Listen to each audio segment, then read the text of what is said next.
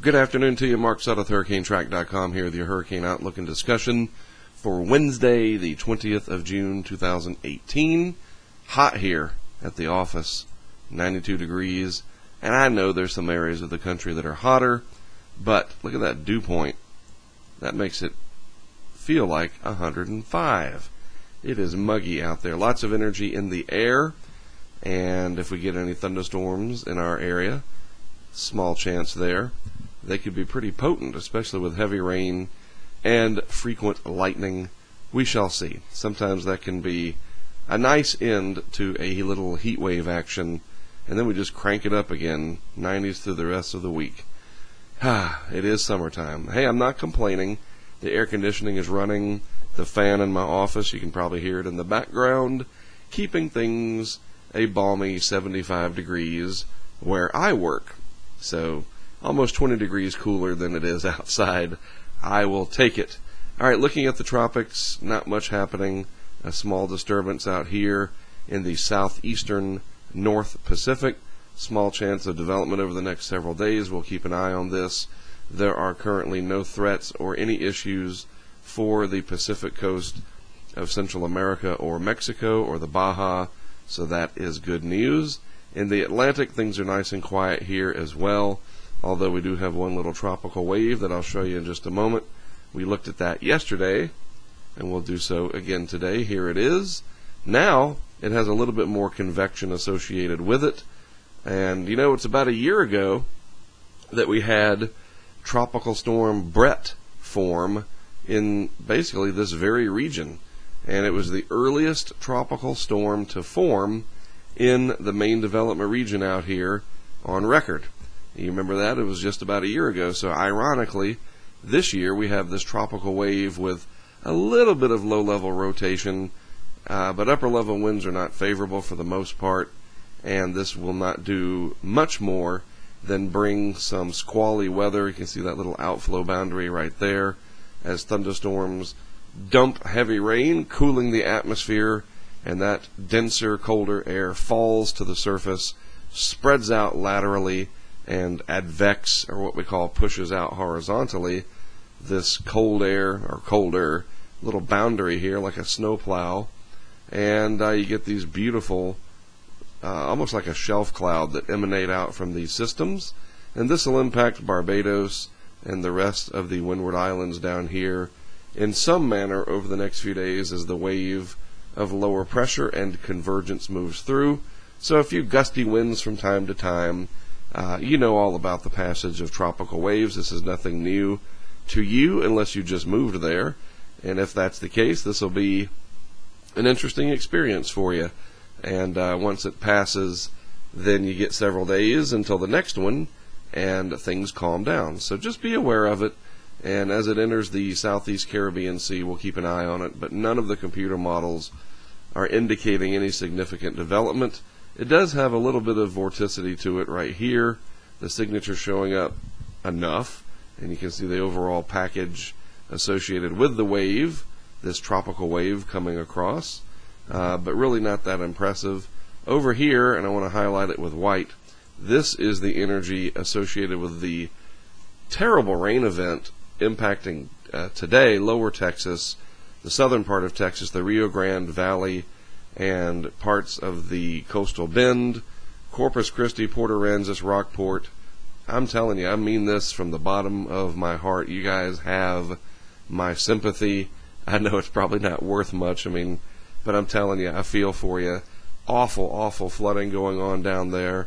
And some of these areas that are getting flooded, like McAllen, all I'll say is that's where some of this controversial immigration, political firestorm action is happening, and now you got this heavy rain on top of that. I really hope that was taken into account with what's going on down there, and that's the extent of all I'm going to say about that. Just awful flooding, and it just goes to show you, and I've pounded this over and over because I want to get people away from thinking categories. If it doesn't register on the 1 to 5 scale, I'm not going to worry about it. It is such nonsense that a tropical disturbance, just this large unstable air mass that moved into this area, created all this rainfall and flooding, and there's damage. Probably we'll see loss of life. It's inevitable. A lot of people live there. Somebody's going to do something they shouldn't do. And it's a huge headache, especially for areas that are recovering from Harvey. So hang in there. I mean, it'll pass. Trust me, it'll get out of there. So this is the setup for the vorticity. I wanted to show you, this energy here in Texas. Then, of course, our tropical wave down here. What our upper level winds look like? Well, they're not horrible right here in the immediate vicinity of the tropical wave, but then you've got this very sharp trough carved out in here with very strong upper level winds cutting across the Caribbean Sea, and that's not going to allow for development. And if we add the streamlines on here, this is a nice product, by the way, from the University of Wisconsin. Go Badgers. They produce some awesome satellite-derived products at the Cooperative Institute for Meteorological Satellite Studies. That's very nice, so we appreciate that.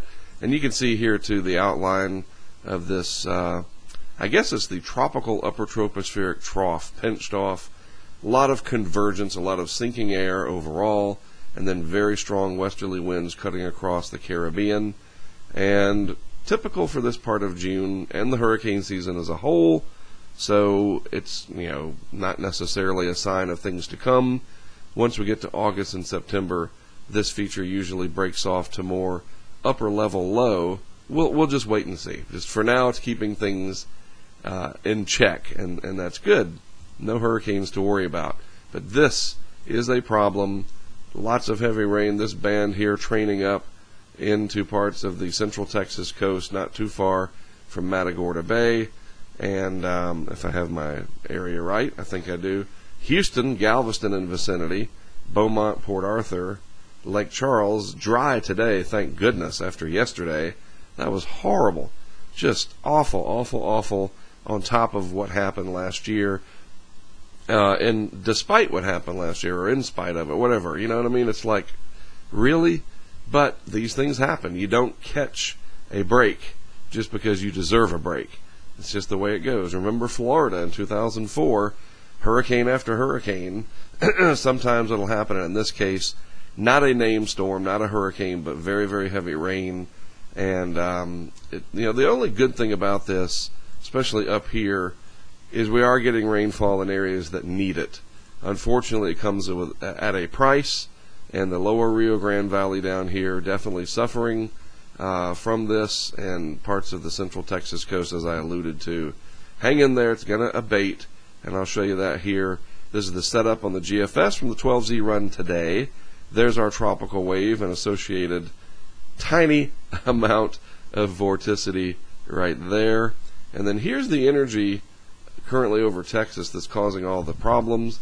And you can see that deep southerly flow funneling right in to the Texas coastline.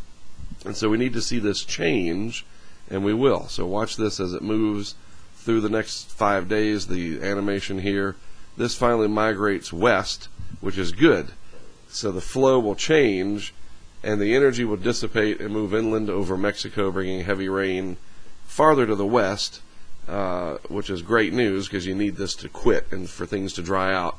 Notice that it does so as high pressure really strengthens here in the western Atlantic, exerting its influence all the way back, very deep level ridging, all the way back towards the Texas coast. So strong high pressure in play, strong southerly flow that'll abate eventually, and then a deep easterly flow coming out of the tropics, very typical for this time of year. Very strong winds, relatively speaking, at the 5,000 foot level. Strong trade winds is what it comes down to. But you notice, outside of just these random little areas, these green areas, little small areas of vorticity, we're not seeing anything concentrated break off and consolidate. The telltale sign of roundness, just small little impulses, nothing organized on a large scale in the Atlantic Basin.